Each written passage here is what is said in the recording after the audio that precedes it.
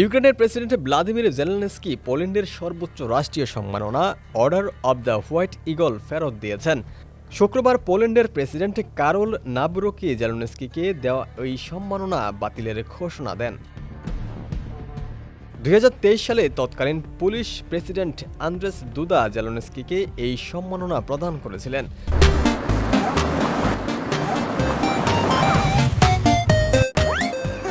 সম্প্রতি ইউক্রেনের সেনাবাহিনীর একটি ইউনিটের নাম পরিবর্তন করে দ্বিতীয় বিশ্বযুদ্ধকালীন বিতর্কিত সংগঠন ইউক্রেনিয়ান ইনসার্জেন্ট আর্মি নামে রাখা হয়।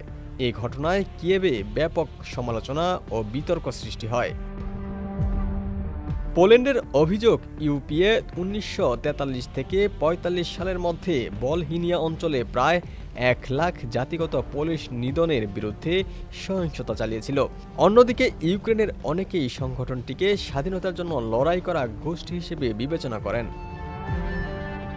জেলেনস্কির পদক ফেরত দেওয়ার ঘটনায় ইউক্রেনের আরও কয়েকজন জ্যেষ্ঠ কর্মকর্তা পোল্যান্ডের দেওয়া সম্মাননা ফিরিয়ে দেওয়ার সিদ্ধান্ত নিয়েছেন।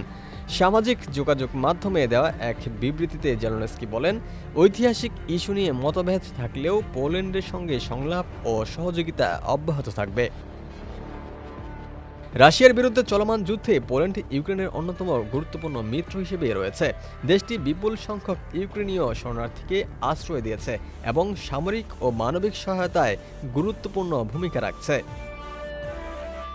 নেক্সট রিপোর্ট, সমকাল।